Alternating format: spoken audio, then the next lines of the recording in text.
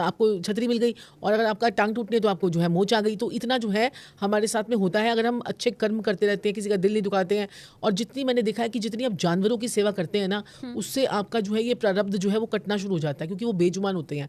तो जितनी आप उनकी सेवा करोगे, जितना आप उनके लिए करोगे, तो आप देखोगे कि आपके ये जो जीवन है ना आपका इतना अच्छा हो जाएगा कि कई लोगों को तो मैंने कुंडली देखती हूँ ना, कई लोग कहते हैं कि हमारी कुंडली तो एस्ट्रोलॉजरों ने ना ऐसे करके फेंक देते थे। अच्छा, ठीक है हाँ। कि आप मेरी तो भी कुछ नहीं, मेरी हाँ, भी फेंक जी देते के भी ऐसे करते थे। तो अच्छा। कहते थे कि आपका कुछ नहीं हो सकता।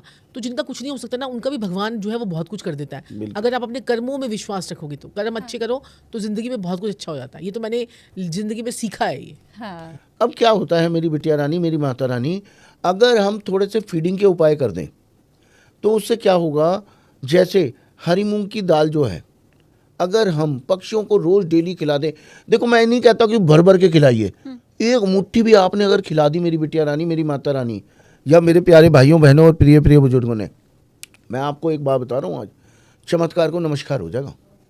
अब ये मत सोचिएगा 1 हफ्ते खिला के 2 हफ्ते खिला के चमत्कार हो जाएगा।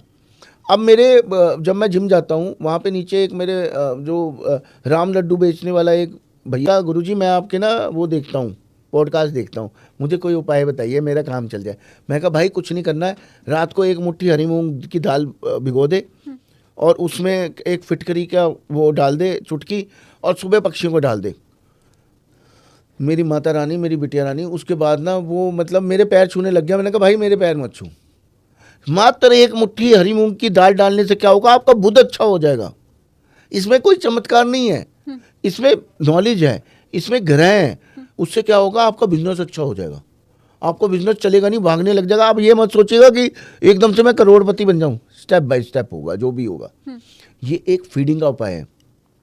अब लोग बेचारे ना, एक तो पैसा जुड़ता नहीं है, पैसा आता भी है उधारी में चला जाता है, उधारी दे देते हैं फंस जाता है, बरकत होती नहीं है, बरकत रुक जाती है जीवन में। एक उपाय बताता हूँ आज आपको, इतना प्यारा, इतना सोना, इतना नन्ना मुन्ना सा उपाय है, आप याद करोगे मुझे इसके बाद, आप करके देखना। ठीक है। ये शुक्र का उपाय है। एक आलू होता है ना, उसको काटें, उस पर हल्दी लगा दीजिए अंदर वाले पार्ट में।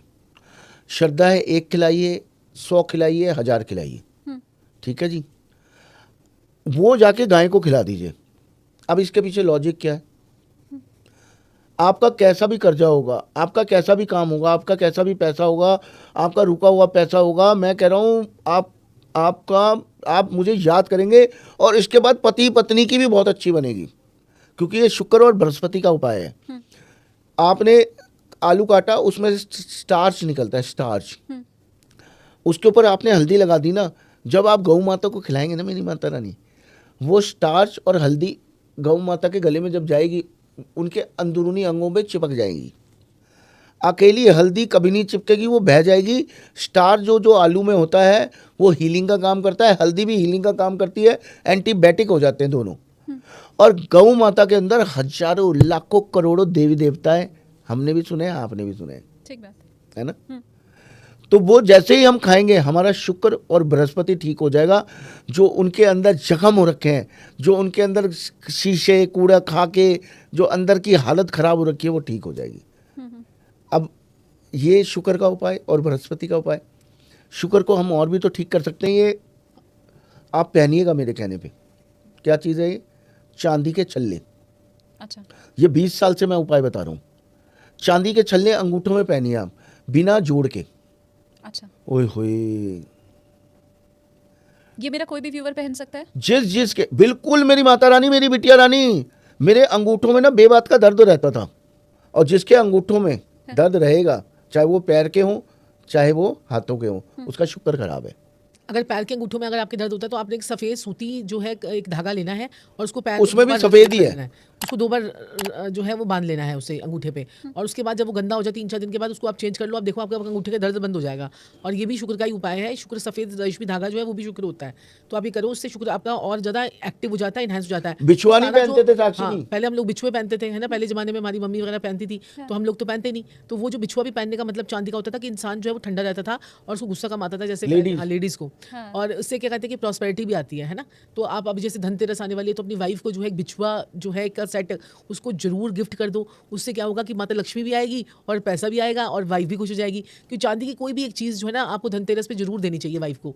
जैसे कि सपोज कीजिए अगर चांदी की कोई चीज़ जैसे बिछुआ गिफ्ट कर सकते हैं या फिर चांदी की चाबी। चांदी की चाबी रखने से भी हमारे पास में धन का फ्लो जो है ना वाह, मनी वाह, फ्लो वाह, वाह, वो भी हमारे पास में बहुत ज़्यादा बढ़ता है। तो ये भी आप जो है वो कर सकते हैं उपाय। तो धनतेरस है, दिवाली है, गिफ्ट करो। और पता क्या होता है कि हम दिवाली पर ना क्या करते हैं, हम सबको गिफ्ट देते हैं लेकिन हम आपस में गिफ्ट देना भूल जाते हैं। हाँ। ठीक है, मतलब वाइफ हस्बैंड को नहीं देती, वो कहती चलो भी इतना सारा पैसा लग रहा है, इतने रिश्तेदारों को देना है, उसको देना, उसको देना। आपको अपने स्पाउस को तो जरूर गिफ्ट करना है।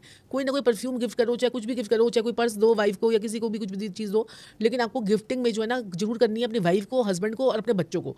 आपको दिवाली पर जरूर देना, नहीं तो हम रिश्तेदारों को ही देते देते खुश हो जाते हैं कि भाई रिश्तेदारों को ही बस उनसे जो हमें रिटर्न में मिल गया वही हमें अपना लगता है। तो आपको अपने वाइफ को और स्पाउस को जरूर गिफ्ट करना है और आप देखोगे इससे भी माता लक्ष्मी खुश होती है। गिफ्ट कोई भी दे सकते हैं। मेरे ख्याल से बहुत से लोग आईफोन गिफ्ट करने का प्लान दिवाली पे हाँ, दिवाली पे कर रहे होंगे। तो इलेक्ट्रॉनिक या गैजेट कुछ भी। मैं तो ये बोलती हूँ जैसे कई लोगों के शुक्र खराब होते हैं, शुक्र खराब होते हैं तो वो लोग जो है ना ये परफ्यूम्स, लेडीज आइटम्स और पर्सेस वगैरह, शूज वगैरह जो है वो गिफ्ट कर सकते हैं। जिनके शुक्र उच्च के होते हैं तो उनको नहीं गिफ्ट करना चाहिए।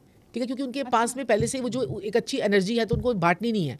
जब हमारे कोई प्लेनेट नीच का होता है या खराब होता है ना तो हमें वो वाले सामान की गिफ्टिंग ज़्यादा करनी चाहिए। जैसे सपोज कीजिए अगर आपका राहु खराब है तो आपको गिफ्टिंग में आईफोन गिफ्ट कर दो या फिर क्या कहते हैं कोई और फोन गिफ्ट कर दो। तो ये जो जितना भी इलेक्ट्रॉनिक चीज़ें होती हैं ये हमारे राहु कंट्रोल करती हैं। तो राहु को अगर आपका राहु खराब है, किसी भी भाव में खराब बैठा हुआ है, 8वें भाव में और जो है 10वें 8वें भाव में, 9वें भाव में या जो है 4थे भाव में बैठा है, 7वें भाव में बैठा है, तो आपको इस दिवाली पर इलेक्ट्रॉनिक आइटम गिफ्ट करनी चाहिए। क्या बात है ना। तो अपने क्लाइंट जिन लोगों को नॉलेज है वो लोग ऐसे कर सकते हैं। लेकिन और पहले कुंडली दिखा लें आप, ऐसा कुंडली दिखा भी सकते हैं। और आजकल सबको नॉलेज है मेरा कौन सा हाउस में कौन सा प्लैनेट बैठा हुआ है। हाँ। और हमारी तो एक स्मार्ट कुंडली भी आती है, वो तो आपको ओनली 499 की आती है स्मार्ट कुंडली हमारी। उसमें आपको सब पता चल जाता है आपके कौन से भाव में कौन सा ग्रह बैठा है और साथ में उसके हम उपाय भी दे देते हैं ताकि लोगों को अवेयरनेस तो एक जगह कि लोगों को पता लग जाए कि हमारी कुंडली में कौन कौन से ग्रह कहाँ बैठे। ये बड़ी अवेयरनेस होनी बड़ी जरूरी है ताकि आपको कोई भी एस्ट्रोलॉजर जो है वो बेवकूफ ना बना सके, है ना। और आप जैसे संजीव जी ने बताया कि हरी मूंग की दाल डाल लीजिए, ये बुध का उपाय है। और साथ में बुध को और ठीक करने के लिए अब किन्नरों को जो है ना, किन्नर जो होते हैं उनको आप हरे रंग की चूड़ियां दे सकते हो, क्योंकि किन्नर का रूप जो है ना वो बुध जो है वो किन्नर का ही रूप है।